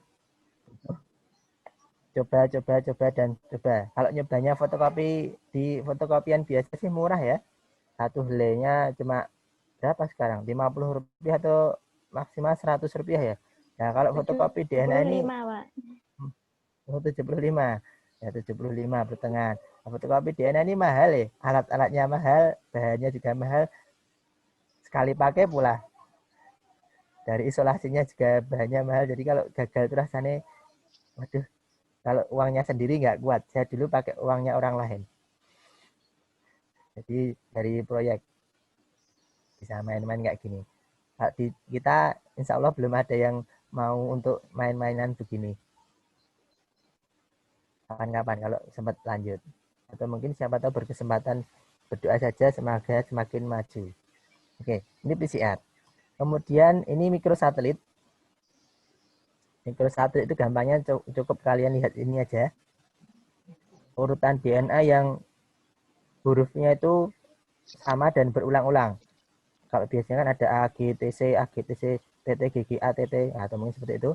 Jadi ada fragmen DNA khusus pada suatu makhluk hidup, itu yang unik, yaitu urutan yang cuma pendek tetapi diulang-ulang. Ini kan cuma CA sampai berapa kali pengulangan. Nah, ini ternyata bisa digunakan untuk analisis variasi dari suatu populasi makhluk hidup yang mungkin spesiesnya sama. Jadi misalkan sama-sama spesies ikan ini tapi ternyata berbeda lokasi, bisa dicek apakah sudah ada perbedaan mikrosatit atau belum. Nah, kalau ini mesin DNA sequencing, mesin yang digunakan untuk membaca urutan DNA. Nah, kalau saya sendiri belum pernah pakai mesin yang seperti ini. Meskipun di beberapa kampus di Jogja sudah punya, tapi memang jarang yang bisa mengoperasikan. Zaman saya dulu di UIN Jogja, di IAIN Jogja, itu punya mesinnya, tapi zaman dulu konon belum ada yang bisa pakai, bahkan malah onderdilnya kecil saja rusak. Udah bingung cara perbaikinya. Jadi kalau saya dulu main-main sequencing, itu kita cuma ngirim sampel DNA-nya yang kita masukkan ke dalam tabung seperti ini, tabung kecil begini. Nah, ini kita bungkus, kirim lewat JNE dulu kalau tidak salah. Jadi ada kurir yang datang ke lab, kemudian kita titipi tabung tadi, kita kirim ke tempat yang punya ini.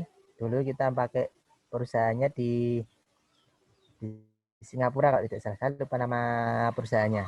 Tapi kita kirimkan ke sana, dan nanti kalau sudah dibaca di sana, itu kita tidak dikembalikan lagi sampelnya. Nah, hasilnya cuma kita dikasih kayak gini. Ini bayar ini. Untuk bisa melihat hasil dari botol tadi, untuk bisa diterjemahkan dalam bentuk garis-garis abstrak begini, ini bayar. Bahkan dulu untuk bayarnya itu per huruf. Semakin panjang kalian ingin membaca fragmen DNA yang kalian punya, maka ya tentunya lebih mahal. Saya lupa per hurufnya itu berapa ribu rupiah, saya lupa. 7.000 atau berapa ya, saya agak lupa. Intinya hitungannya seingat saya per huruf. Jadi sekali sequencing ya nggak cukup cuma 100.000. Dikali beberapa sampel. Kalau tambah ngulang lagi ya mending nggak usah. Oke, gambarnya seperti ini. Ini bacanya pakai komputer, kalau dibaca manual ya agak susah. Nah, nanti biasanya ada juga dengan model yang lain seperti ini. Nah, kalau sudah dapat seperti ini, nanti kita bisa bandingkan apakah suatu, misalnya sama-sama kupu-kupu warna biru ini, apakah dia sama atau beda, itu bisa kita bandingkan. Oh, ternyata secara kesamaannya berapa persen, perbedaannya berapa persen, itu bisa kita lihat. Misalnya, oh ini dari awal saja hitam, hijau, merah 3. Nanti di sini mungkin akan ada perbedaan. Contohnya mungkin ada di baris ke mana ya? Wah, susah juga ya, Kak. Manual susah. Nah, ini sudah ada softwarenya, tinggal kita masukkan seperti ini. Nanti bisa dibaca ini tingkat persamaannya berapa persen, perbedaannya berapa persen, itu bisa dibaca. Nah, syaratnya apa? Kita harus punya DNA dulu yang sudah diekstrak untuk dikirimkan di data semacam ini. Oke, ini juga sama misalkan. Nah, kalau ini kan sudah beda spesies ini, burung hantu, maka kan sekilas saja sudah kelihatan beberapa perbedaannya lebih banyak dibandingkan dengan kupu-kupu. Apalagi kupu-kupu dengan burung hantu. Sekilas warnanya banyak yang berbeda. Oke, mungkin sampai sini ada yang tanya dulu? Belum, Pak. Oh, belum. Sudah jelas atau masih jelas? Semoga semakin bingung. Dan nanti kebingungannya bisa diobati setelah merenung. Oke. Kita lanjutkan. Nah, ini apa namanya? Transgenik. Bagaimana kita bisa mentransfer gen dari suatu organisme ke organisme yang lain. Misalkan dari bakteri ke tumbuhan. Bisa dari apa namanya? Dari porifera atau mungkin dari colelenterata, dari terumbu-terumbu karang, kita masukkan ke organisme yang lain, bisa. Seperti mungkin ada yang pernah melihat hewan yang berpendar, hewan yang bisa menyala seperti ikan. Nah, itu ada yang bisa fluoresen. Itu sudah disisipi gen dari ubur-ubur atau mungkin jenis binatang laut yang lain.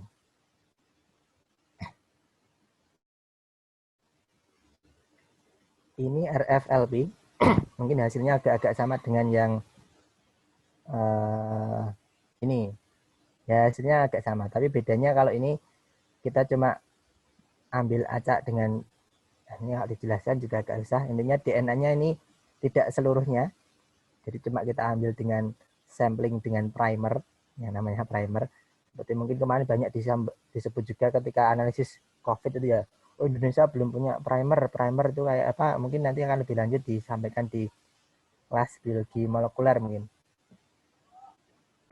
Nah, kalau RFLP ini cuma mudah, relatif mudah, karena ini DNA utuh yang kemudian dipotong-potong pakai enzim restriksi. Besok ini ada gamenya biasanya dengan Bu Irma ketika di biologi molekuler ya mata kuliahnya, nggak salah.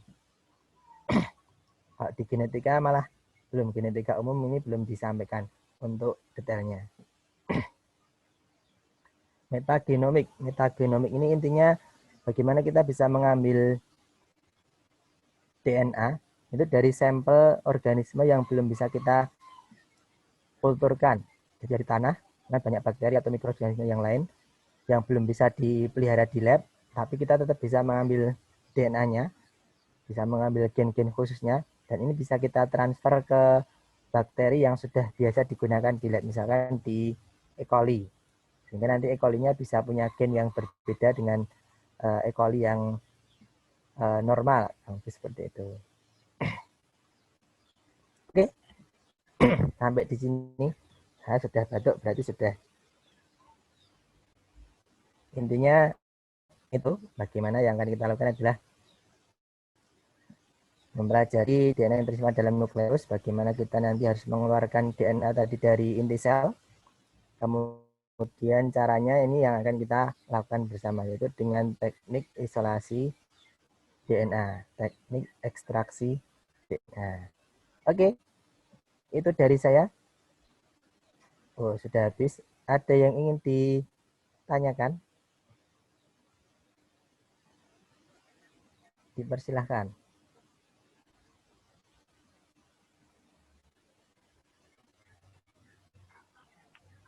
Pak izin. Oke. Suaranya kok putus-putus ya?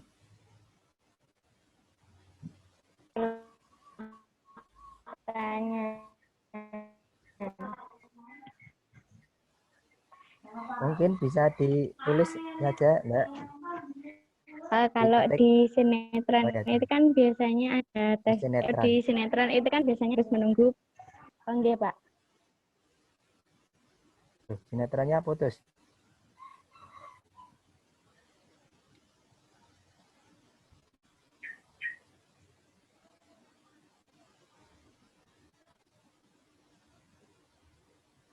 Monggo kalau ada yang nanya. Yang kelas tadi kalau misalkan ada yang ingin tanya juga nggak apa-apa loh. Kayaknya ada yang bergabung di belakang itu.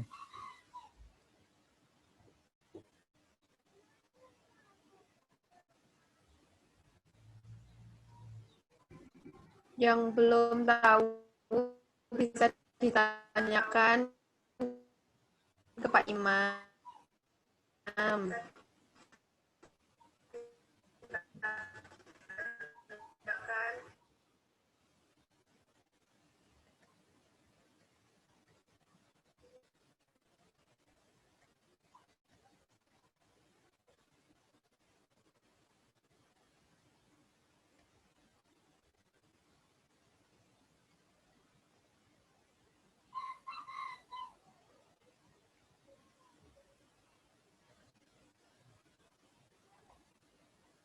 Oke, sudah muncul pertanyaannya. Kalau di sinetron mau tes DNA itu kan katanya harus nunggu bayinya lahir. Itu yang benar bagaimana, Pak? Apakah bisa kalau masih di dalam kandungan? Terima kasih, Pak. Oh, oke. Kalau tes DNA memang ini secara normal wajarnya memang harus nunggu bayinya lahir. Karena akan berbahaya kalau mau mengambil sampel dari bayi yang masih di dalam kandungan. Apa ya, masa ibunya mau dioperasi sebelum saatnya cuma untuk diambil sampel dari bayinya.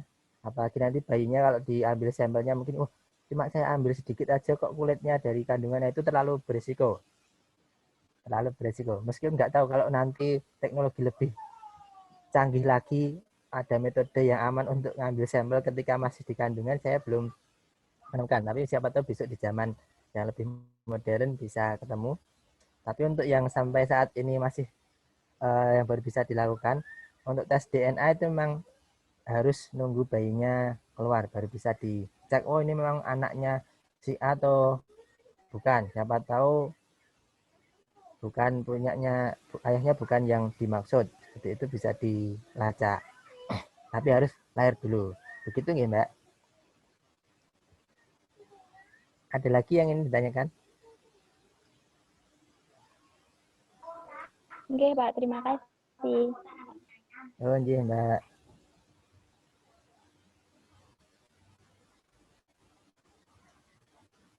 Yang lain ada lagi? Mas Yudi mungkin? Oh, Mas Yudi, mau saya tanya ya Mas Yudi. Partner Gimana saya nih, ya. Pak? Sehat Mas Yudi?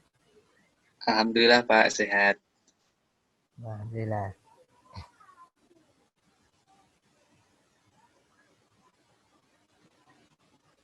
Yang lainnya boleh kalau ingin tanya atau curhat juga boleh. Mungkin Dek Fani, Dek Nanda, dan adik-adik lainnya bisa ditanyakan. Kalau yang nggak tahu. Oh ya, monggo yang masih adik-adik katanya Mbak Asisten. Tanya juga boleh. Jangan takut sama mbak-mbaknya loh ya. Ini insya Allah pada nggak galak kok ini. Jinak-jinak semuanya.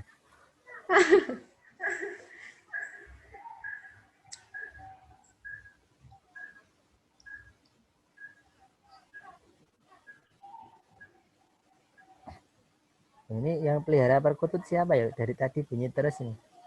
Ini Mbak Mufid loh, tetangganya. Bungkusnya Fitri, Pak. Oh, Mbak Fitri. Tolong ditanyakan harganya. Ya, nanti biar ditanyakan Fitri.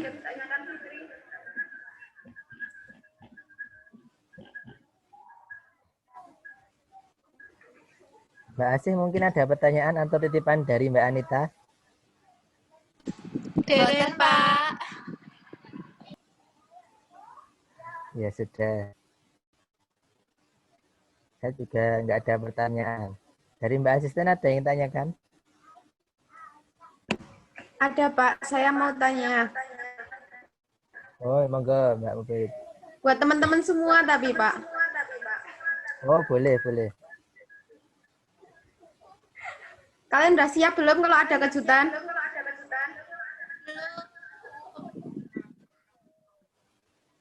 Dereng, Mbak, dereng. Belum, Mbak. Belum. Belum? Belum, Mbak.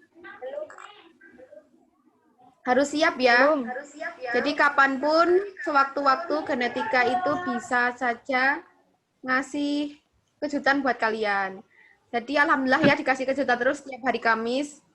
Jadi silakan persiapkan untuk belajar, untuk berserah diri kepada Allah. Nanti untuk nilainya diserahkan kepada Allah aja ya. Insya Allah gampang kalau belajar. Kalau nggak belajar ya sangat gampang soalnya.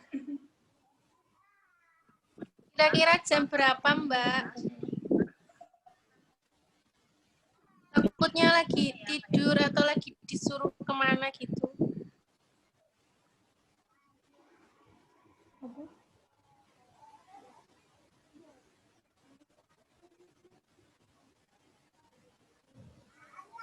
Mbak Asis coba diulangi nggak dengar. Oh, TKP bilang-bilang, Mbak. Kira-kira jam berapa, Mbak? Takutnya lagi tidur atau lagi keluar gitu. Insya Allah Pegang jamnya HP. itu tidak mengganggu kalian, tidak mengganggu istirahat kalian, tidak mengganggu waktu kalian untuk makan, tidak mengganggu kalian mandi, tidak mengganggu kalian sholat, pokoknya tidak mengganggu. Alhamdulillah. Berarti tidak ada TKP. Berarti tidak ada TKP, gitu, Pak, Mbak. ada pertanyaan, Pak. Iya. Bapak, mohon izin saya ingin bertanya, pada kasus pembunuhan, misal mayatnya sudah terbakar menjadi abu, apakah DNA-nya masih dapat dideteksi? Terima kasih. Oh ya, baru membaca juga saya. Oke, terima kasih Mbak Nurul Husna. Jadi kalau korbannya sudah jadi abu, ya mohon maaf kalau sudah terbakar, sudah sangat parah sampai menjadi abu, ya DNA-nya ikut rusak, jadi tidak bisa dilakukan tes DNA untuk abunya. Tapi siapa tahu masih ada bagian-bagian yang tertinggal, belum terbakar, tercacar di tempat kejadian perkara mungkin. Nah, bisa jadi itu masih bisa. Tapi untuk membakar mayat bisa sampai menjadi abu itu biasanya kalau dari proses kebakaran biasa itu biasanya jarang terjadi. Biasanya harus pakai proses kremasi yang supaya bisa benar-benar jadi abu. Tapi kalau hanya sekedar pesawat meledak terbakar begitu biasanya tidak bisa kemudian sampai menjadi abu belum. Jadi meskipun terbakar belum sampai menjadi abu. Jadi kebanyakan masih bisa dilakukan proses tes DNA. Begitu nggih. Tapi kalau sudah benar-benar jadi abu, dibakar lama begitu berhari-hari dikremasi, ya itu DNA-nya sudah ikut rusak. Begitu.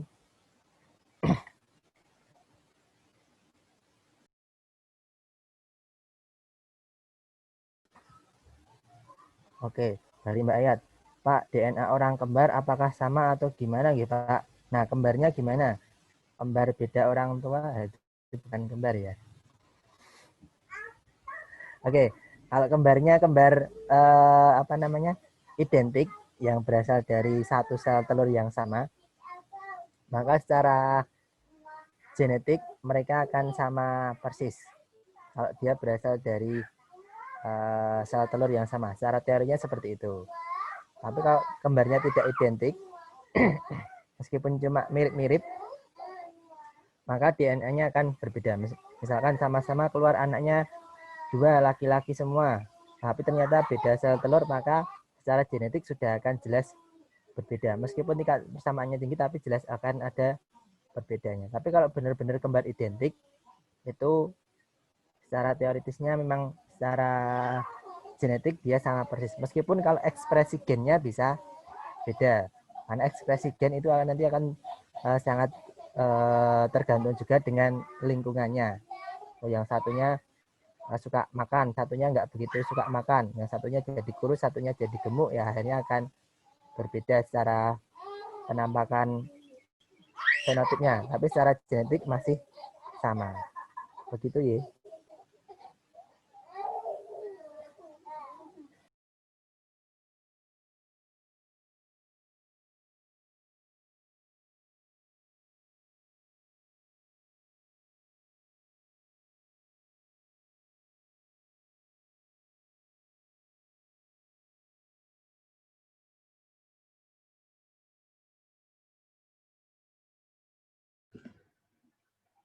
Untuk Mbak Ika, jadi bertanya.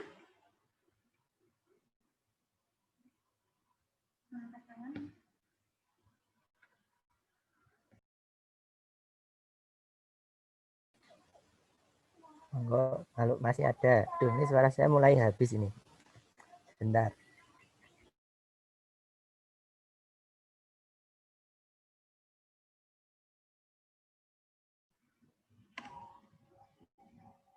Masih ada yang ditanyakan, teman-teman semua? Masih Mbak Mufi. Masih, Mbak, di room chat. Oke, Ika, langsung saja.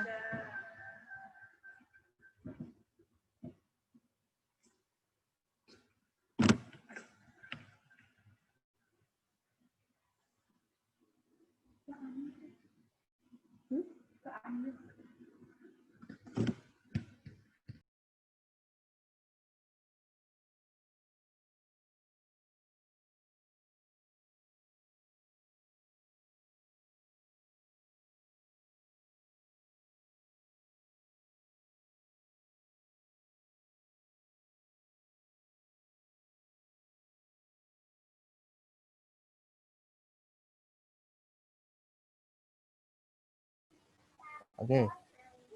Ada pertanyaan dari Mbak Asih. Maaf nggih Pak. Nggih, ini kita maafkan bersama. Mau bertanya, untuk DNA yang terdapat di mitokondria, kemudian di nukleus dan kloroplas, apakah ada perbedaan dalam segi bentuk atau yang lainnya? Oke. Kalau dari bentuknya, bentuk umum DNA ya sama saja. Jadi dia bentuknya double helix. Di DNA mitokondria, kloroplas dan di nukleus itu ya double helix. Seperti itu, muter-muter secara struktur kimianya, untuk persamaannya. Tapi untuk perbedaannya yang jelas adalah sekuennya, urutan DNA-nya, urutan gennya jelas beda. Jadi ada beberapa gen itu yang letaknya di mitokondria, tapi tidak ada di inti sel. Ada juga yang sebaliknya. Jadi gen-gennya bisa berbeda. Banyak yang berbeda antara gen yang ada di mitokondria, kloroplas maupun di inti sel. Karena fungsinya juga akan berbeda. Kira-kira seperti itu, nggih. Begitu, Mbak Asih. Pak, terima kasih. Tadi Mbak Ika jadi bertanya ini. Pak izin bertanya atau izin kemana? Atau masih typing?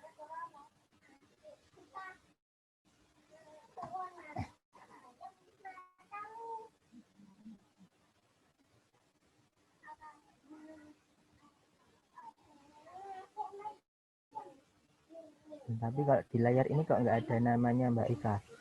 Ada nggak sih?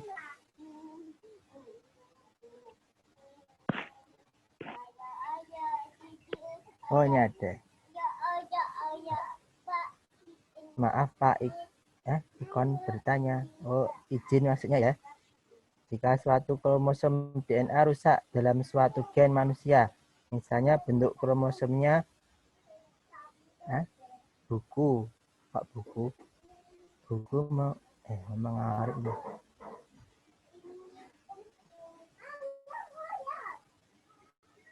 Ini maksudnya bagaimana nih? Saya terjemahkan dulu. Kromosom DNA rusak dalam suatu gen. Oh, ini agak sedikit terbalik. Jadi gen itu ada bagian kecil dari DNA. Jadi yang perlu kita pahami, yang namanya tadi ada gambarnya tidak ya? Nah, coba saya share screen lagi.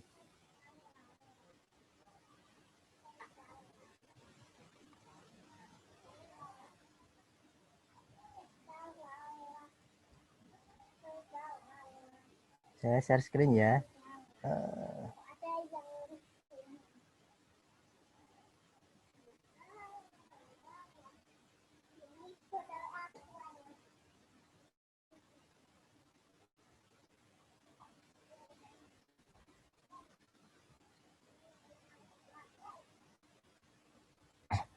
Oke, jadi ini yang perlu kita pahami bersama, bagaimana gen kemudian DNA. Kalau kita lihat bahasanya di sini, jika suatu kromosom DNA rusak dalam suatu gen manusia. Nah, ini mungkin untuk biar bahasanya lebih tepat, yang namanya gen itu hanya bagian kecil dari DNA. Jadi kalau DNA itu keseluruhannya ini, keseluruhan rantai ini namanya DNA yang nanti akan membentuk kromosom. Nah, nanti bagian dari keseluruhan DNA itu ada bagian kecil yang namanya gen-gen ini. Dan tidak semua bagian DNA itu adalah gen. Ada beberapa bagian itu yang dia adalah non-gen. Nah, ibaratnya misalkan kalian punya tulisan seperti ini, gampangannya saja ya, ini untuk mudahnya saja. Anggap saja gen itu adalah kata-kata kalian. Yang kalian ketik ini kan ada kata, misalkan Pak, maaf, Ikon bertanya. Nah, ini anggap saja gen. Nah, bagian non-gennya itu apa?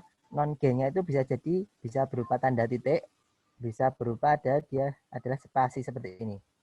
Dia adalah spasinya. Ya, kira seperti itu. Nah, dan yang spasi pun itu dia ada fungsinya. Nah, yang tadi pertanyaannya misalkan mungkin yang rusak gennya ya, atau mungkin DNA-nya. Nah, kalau gennya rusak atau DNA-nya rusak, ya tentunya dia bisa mempengaruhi pembentukan atau lebih tepatnya mempengaruhi ekspresinya atau mempengaruhi hasil pembentukan RNA-nya. Karena yang namanya gen seperti ini atau DNA begini nanti dia akan diekspresikan melalui proses translasi dan transkripsi untuk membentuk protein. Jadi kalau di sini ada kerusakan, maka jelas nanti hasil ekspresinya juga akan rusak. Bahkan ada juga pada bagian tertentu malah dia tidak terekspresi. Gampangannya saja lah ya. Gampangnya saja. Misalkan ada suatu kalimat, Pak maaf izin bertanya, itu dihilangkan saja spasinya, bacanya akan susah. Nah, gampangnya seperti itu. Itu karena hanya hilang bagian yang bukan gen saja. Jadi misalkan ada yang seperti itu, ada yang rusak bagian DNA-nya, jelas dia akan mempengaruhi pembentukan bahan genetik berikutnya. Yaitu apa? Bahan genetik berikutnya setelah DNA itu untuk diekspresikan itu adalah RNA. Jadi RNA-nya juga akan error. Itulah yang disebut dengan nanti mutasi. Dan tingkatan mutasi ini juga macam-macam. Efeknya juga macam-macam tergantung siapa dan di mana yang mengalami mutasi. Kurang lebih seperti itu.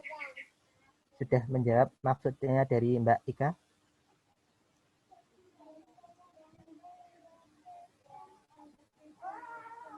Ini Pak, terima kasih. Sami-sami. Semoga bisa diimajinasikan. Nanti semakin sering diimajinasikan, harapannya semakin paham. Oke, itu ada lagi mungkin atau sudah cukup? Ini sudah jam 11 ternyata ya. Ada kuliah lagi? Boten, Pak. Ada yang ada, ada yang tidak. Oh, ada yang tidak. Kalau semester 7 udah pada selo ya kayaknya. Kayaknya. Ngomong bahwa kapan aku telepon Bu? Emang kamu dan semakin kuat. Ibu orang kaya benar itu kan. Oke, ada lagi yang ingin bertanya? Kalau tidak ada ya tidak usah dipaksakan. Nanti bisa lempar pertanyaan kapan saja lewat grup WA. Jadi harapannya memang kita ada sesi wajibnya, sesi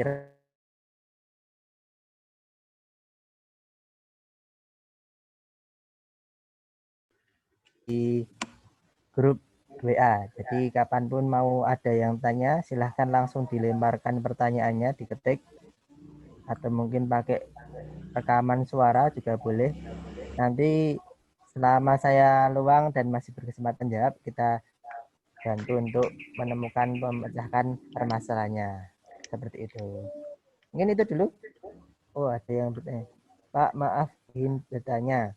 Tadi Bapak menjelaskan bahwa manusia memiliki DNA yang berbeda-beda. Lalu saya pernah dengar kalau kita tidak boleh menikah dengan kerabat dekat dapat menyebabkan masalah genetik. Oh ya. Yang saya tanyakan, masalah genetiknya itu apa berhubungan dengan gen nggih, Pak? Maaf, maksud saya berhubungan dengan pembentukan DNA-nya nanti. Oh ya. Oke. Ini memang untuk masalah menikah dengan kerabat dekat, masalah genetik, ini memang hanya untuk masalah pencegahan. Karena memang dalam proses nanti kita belajar di kuliah genetika ya, kalau di tempat saya biasanya kita sampaikan yang namanya proses inbreeding namanya. Inbreeding itu perkawinan dengan kerabat yang dekat. Memang di situ entah bagaimana mekanismenya seperti apa, tapi dari fenomena yang ada, proses inbreeding yang terlalu sering itu bisa memunculkan suatu model-model penyakit genetik tertentu memang. Dan itu seringkali penyakitnya bisa diwariskan. Nah, kalau bagaimana penyebabnya dan mengapa bisa muncul, itu memang masih menjadi misteri kok inbreeding terlalu sering bisa seperti itu, bisa menghasilkan penyakit. Dan yang perlu dihindari lagi kalau sudah jelas dalam suatu keluarga kok ada bakat kelainan genetik tertentu, memang dihindari ketika nikah dengan kerabat dekatnya, karena siapa tahu kita membawa gen resesif dan keluarga yang masih dekat dengan kita itu juga membawa gen resesif. Ketika ketemu, gen resesifnya saling bertemu menghasilkan keturunan yang mengalami kelainan, itu yang menjadikan bahaya, kira-kira seperti itu. Tapi kalau untuk memang di Muslim, memang kita dianjurkan untuk ada batasannya, mana yang kemudian bisa saling nikah, mana yang tidak. Memang karena ini untuk pencegahan yang semacam itu. Ya mohon maaf kalau mungkin teman-teman pernah dengar, ini yang saya dengarkan juga dari pengalaman-pengalaman orang di sekitar saya. Biasanya kalau di orang Tionghoa, mohon maaf, ini di beberapa kejadian, memang kebanyakan orang Chinese itu ada yang malah lebih suka nikah dengan yang masih ada kekerabatannya. Salah satu tujuannya apa? Karena ada yang bilang ini untuk menjaga kekayaan, ada yang bilang seperti itu kalau kata orang-orang tua di sekitar tempat tinggal saya.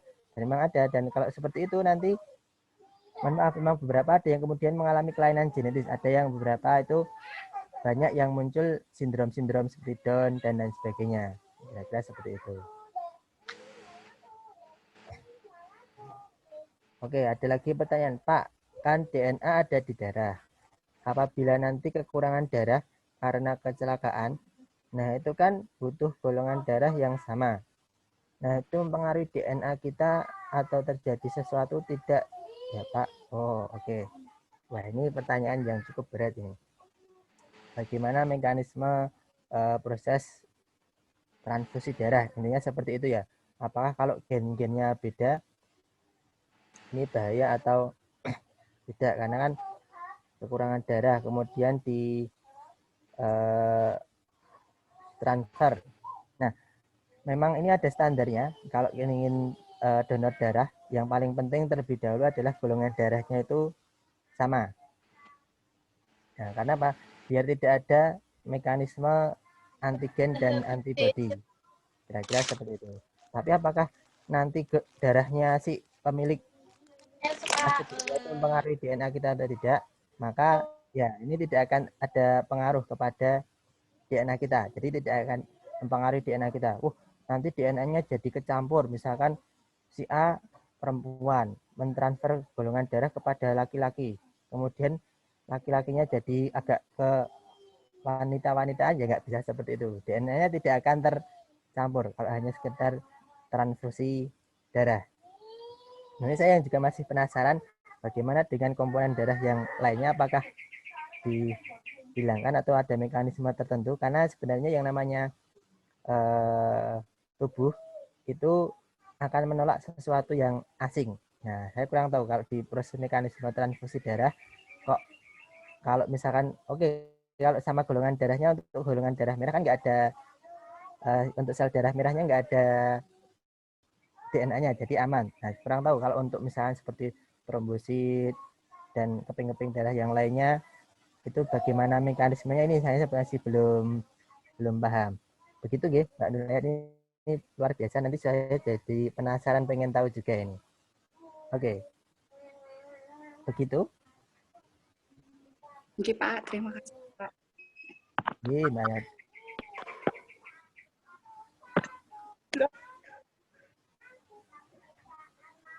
Sudah puas atau belum ini? Semoga belum puas ya. Kalau belum puas kan nanti bisa nyari-nyari sendiri juga. Kalau sudah puas, sudah selesai. Oke.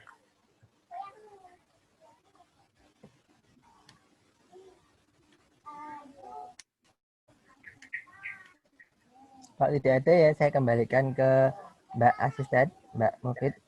Mungkin ingin disudahi atau bagaimana? Oke. Ya Pak, terima kasih. Sudah ya teman-teman. Karena jamnya juga sudah melebihi. Jadi kami tutup ya. Terima kasih untuk Pak Imam atas ilmunya. Semoga bisa bermanfaat bagi kita semua. Amin. Amin.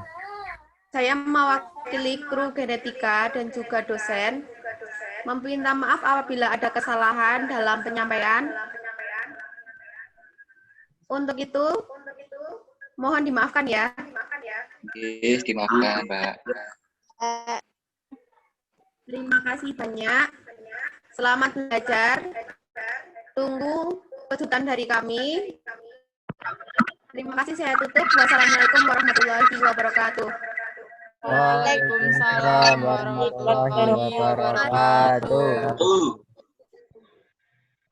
Ya, yang mau live silahkan bisa live. Nah, saya live dulu karena sudah diusir. Terima kasih Pak Imam, teman-teman. Sama-sama.